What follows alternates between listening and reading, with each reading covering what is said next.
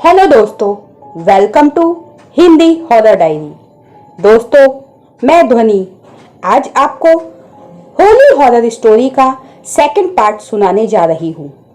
और अगर आपने अब तक पार्ट 1 नहीं सुना है तो उसका लिंक आपको डिस्क्रिप्शन में मिल जाएगा। अब तक आपने सुना कि सोनू की लाश उसी चौराहे पर फंदे से लटकी हुई मिलती है। इधर मोहित का कजिन अभय इस घटना के 2 दिन बाद अपने किसी रिलेटिव के घर चला गया था। गांव वालों में खौफ का माहौल था, क्योंकि अब मीनाक्षी की आत्मा सिर्फ चौराहे नहीं पूरे गांव में घूमती दिखाई देती थी। वो लोग हर समय घर में बंद भी नहीं रह सकते थे, इसलिए उन्होंने इसके लिए एक ओझा को बुलाया। उस ओझा ने चौराहे के पास कुछ नींबू मिर्ची के साथ थोड़ी झाड़ फूक की और बताया कि अगर मीनाक्षी की आत्मा इस जगह आएगी तो मेरे उपाय से बच नहीं पाएगी। मैं उसे हमेशा के लिए कैद कर दूंगा। ये सब करके ओझा अपने गांव वापस चला गया। उस रात ना किसी को मीनाक्षी दिखाई दी, ना कोई हंसने या रोने की आवाज। गांव वालों ने चैन की सांस ली। सुबह गांव के मुखिया ने ओझा को फोन करके बताना चाहा तो उसकी वाइफ ने फोन उठाया और बोला कि वो कल किसी नजदीक के गांव से आए, तब से बहुत परेशान लग रहे थे और तभी उन्हें हार्ट अटैक आ गया। हॉस्पिटल पहुंचते ही डॉक्टर ने बताया कि उनकी डेथ हो चुकी है। एक रात अचानक करीब 11:30 से 12 बजे के करीब मोहित के घर जोर से दरवाजा खटखटाने की आवाज आई। देखा तो दरवाजे पर अभय बहुत घबराया हुआ खड़ा था और बोला, मुझे बचा लो, वो मुझे ले जाएगी। मोहित ने पूछा, कौन ले जाएगी और इतनी रात तुम यहाँ क्यों और कैसे आए? अभय ने कहा, मोहित, तुम ही ने तो मुझे फोन किया था कि पिताजी की तबीयत खराब है, अभी के अभी गांव वापस आओ। मोहित ने कहा, उसने कोई फोन नहीं किया। तो अभय ने उसे अपना फोन दिखाया जिसमें मोहित का कोई कॉल नहीं था।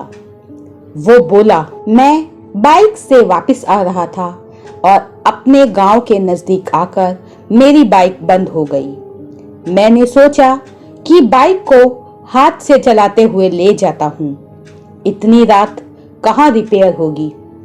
जैसे ही मैं गांव के अंदर पहुंचा तो लगा बाइक भारी होने लगी है और किसी ने मेरे कंधे पे हाथ रखा। मैंने देखा कि मीनाक्षी बाइक पर बैठी थी और मुझे बोली, तुम्हें भी मेरे साथ चलना होगा। मैं उसे देखकर इतना डर गया कि बाइक वहीं छोड़ के सीधे तुम्हारे पास आया हूँ, मुझे बचा लो। वो बहुत घबराया और डरा हुआ था। मोहित उसे घर के अंदर ले गया और उसे शांत कराया। उसने कहा कि रात काफी हो चुकी है, तुम अपने घर सुबह चले जाना, और उसे अपने घर सुला दिया। सुबह मोहित अभय को उठाने गया तो देखा वो वहां नहीं था। जब घर में अभय नहीं मिला तो उसे लगा वो अपने पापा, जिनका घर कुछ दूरी पर है, चला गया होगा। ये सोचकर मोहित अपने चाचा जी के घर गया, पर अभय वहां नहीं आया था। सुबह के 10 बज गए थे। वो लोग अभी सोच ही रहे थे कि अभय कहाँ होगा।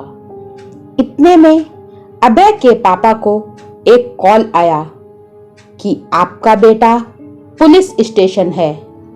मोहित और चाचा जी पुलिस स्टेशन पहुंचे तो अभय ने उन्हें बताया कि होली की रात को वो और सोनू भी मोहित के पीछे आ रहे थे। उन्होंने देखा कि मोहित मीनाक्षी को धक्का मार के डर के भाग गया। तो मीनाक्षी को अकेले इस हाल में देखकर मेरी नीयत बिगड़ गई। मैंने उससे जबरदस्ती करनी चाही, पर जब उसने कहा कि वो मोहित को सब कुछ बता देगी तो मैं डर गया और उसका गला दबा के मर्डर कर दिया और सोनू के साथ मिलकर लाश को चौराहे पे लटका दिया, जिससे सुसाइड लगे। मैंने मीनाक्षी के मर्डर के लिए सरेंडर किया है, पर मैंने सोनू को नहीं मारा। मुझे नहीं पता कि उसकी डेथ कैसे हुई। अभय को मीनाक्षी के मर्डर के केस में सजा हुई और मोहित, जो इस सब के लिए खुद को जिम्मेदार ठहरा रहा था कि अगर उस रात वो मीनाक्षी को छोड़कर नहीं भागता तो ये सब नहीं हुआ होता। उस दिन के बाद उसने वो गांव और अपने गलत काम छोड़ दिए और शहर जाके जॉब करने लगा। मेरे पापा भी कुछ साल बाद शहर आके रहने लगे, पर उस दिन के बाद इतने सालों में कभी किसी ने मीनाक्षी की आत्मा को भटकते नहीं देखा। पर सोनू और ओझा की डेथ तो एक अनसुलझा रहस्य बन के रह गई। तो दोस्तों, आपको ये कहानी कैसी लगी? अगर आपको ये कहानी अच्छी लगी तो लाइक करें, कमेंट करें, हमारे चैनल को सब्सक्राइब करें और दोस्तों के साथ शेयर करें। और हाँ, अपने एक्सपीरियंस, अपनी कहानी हमें hindihorrordiary@gmail.com पर मेल कीजिए। मैं अब आपसे इजाजत लेती हूँ।